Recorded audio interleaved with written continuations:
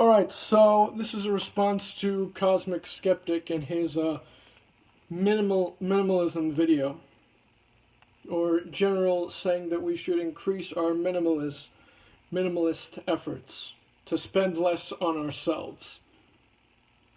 And I've got, and give more to charity. I've got two major criticisms of his arguments, and that is, one, when we spend on ourselves, we're not holistically spending on ourselves, because those economic resources that we spend to get stuff for ourselves, that doesn't just get lit on fire. No, what it does is it's used to then partially pay for it if we received a good or whatever, but it's also used to pay the workers who provided us with the service and so forth, and it goes into the economic cycle where those workers get the benefit of our selfish spending to then spend on their children and their spouses, etc. So your selfish spending ends up helping the people whose business you procure. Now, of course, in the current capitalist environment and economic system we have, those dollars are not proportionately given to the worker. They're largely eaten up by the capitalist investors and shareholders. And I think they definitely should use this sort of minimalist philosophy. But yeah, so my main point to drive this whole home is that if everyone were to spend less on themselves, they would, in point of fact, also be spending less on their society. They wouldn't be circulating money more into their society. People's livelihood, people would lose their jobs because of that significant decrease in non-essential spending. Something that has become painfully obvious in this corona time, which I'm sort of a little bit surprised he didn't bring this up as a counter-argument, because when we spend on ourselves, we're spending to help increase the to help the livelihood of the worker who works there. They probably don't get paid an adequate wage relative to the amount of value that they provide the business, but they still rely on that job. And so by cutting back on our consumer spending, we are also cutting back on the profitability of hiring these workers, resulting in more people to be unemployed and really dampening our overall societal benefit, because while that money might not be going to someone who is in poverty, our general workforce is fairly close to poverty, statistically to be fairly close to being in poverty here in the United States. And so that money spent, you can be fairly certain that is going to go towards keeping someone just out of poverty. And so we need to be really thinking about our spending, not really as just spending on ourselves versus spending on charities that help people in poverty, but also as spending on businesses that help keep people out of poverty by giving them a job, even as low paying and with very minimal benefits, if benefits at all, job that helps keep people at the razor's edge above poverty. If they're even out of poverty to begin with, which some of them, certain percentage of them, are in fact not out of poverty. My second criticism is that charity often isn't nearly enough. Even if we increased charitable spending, the general methods in which the charitable donations are spent is not very effectual.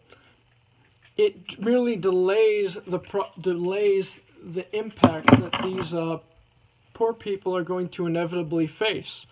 Once that money dries up, there's no real infrastructure that's been built to keep them and to get them on the path towards a decent standard of living.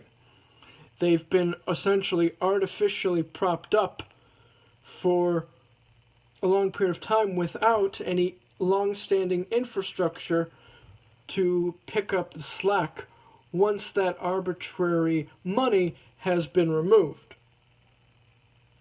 And so that's what charitable donations really need to be, is to build, not just help people who are in dire straits to survive longer, but to build that infrastructure so that when the charitable donations dry up, when there's not enough charitable money coming in to continue to prop up that standard of living, that artificial standard of living, you've increased the infrastructure in that area so that when that extra money goes away, you still have an infrastructure where people can generally survive without that influx of charity money, of charitable donations. And so that is one key thing that we tend to forget about, that charity doesn't address the problem, it merely limits the harm that the conditions do. So, like in London recently, they gave homeless people long-term hotel stays for the holidays. Now, that is great for the homeless people for those few weeks that they're in the hotels, but the money was spent woefully inefficiently, and after 2 weeks' time, they're still going to be homeless and they're going to go just right back out onto the streets. We spent countless amounts of money so that they have a few weeks of less awful times, but not really dimes have been spent in building up a larger set of infrastructure to actually help homeless people, to actually help them deal with the problems of being homeless and being impoverished, and to actually help them to get out of poverty, to break the cycle of poverty. And so, because oftentimes charities, to keep the stream of donations, do essentially the bare minimum. They reduce the impact of poverty marginally, because the fact of actually removing poverty takes a large amount, a significantly larger investment into individual humans. You can do that cost effectively, but it's a massive investment. And it's often cheaper to do the more cheap symptom treatment. So, you have a temporary stay in a shelter versus, okay, we're going to put up shelters where you can have permanent residence, and then we're going to give you,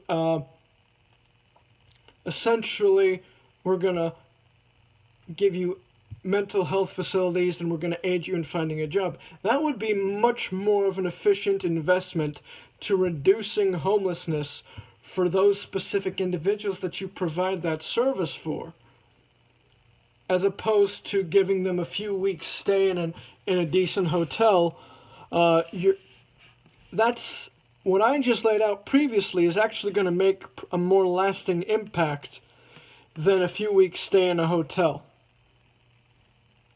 But a number of charities just seem to prefer a few weeks state of eliminating, the general homelessness qualifier. They have a home for a limited amount of time, and that's inefficient use of resources, but still not nearly enough that it would take to put the significant investment into the human capital of the homeless people, to invest into their well-being and their potential economic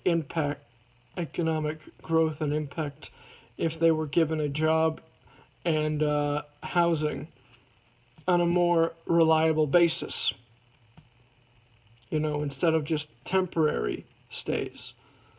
So, yeah. To sum up,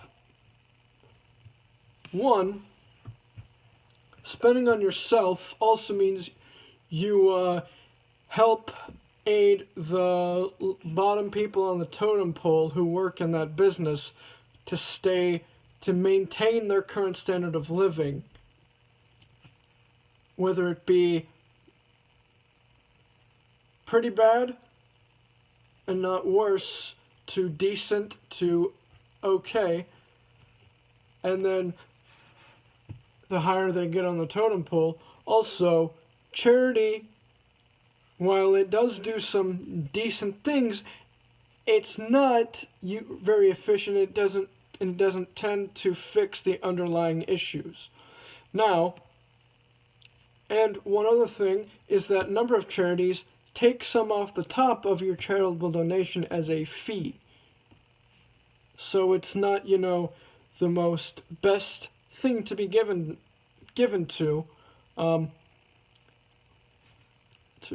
Now you can do some regulation of charities and investigations, but that also takes money. Not to mention that that this could all be settled by some significant and intentional governmental policies to actually reduce homelessness, to give homeless fairly reliable permanent residence, and put job programs in place to get them, productive and working actually, instead of being freeloaders on the tax man. So there's those policies that can be implemented, which would be superior to charity. And there's a number of things that could be done to implement infrastructure that keeps people out of poverty and not suffering, without relying on the generous donations of everyday people, so that they can worry about their own problems and not have to be being guilt-tripped into donating to starving children in Africa, when a more effectual infrastructure can be put in place so that those children in Africa never go starving again, barring some major natural disaster. So yeah, my general critique on Cosmic Skeptic's new video.